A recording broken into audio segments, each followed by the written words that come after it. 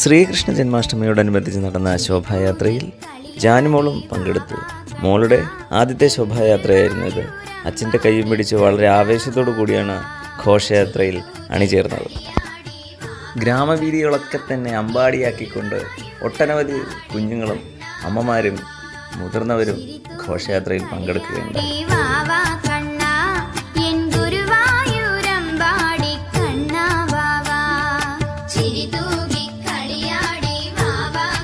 ശോഭായാത്രയുടെ സമാപനത്തിൽ മനോഹരമായ ഗോപിക നടനവും ഉറിയടിയും ഉണ്ടായിരുന്നു.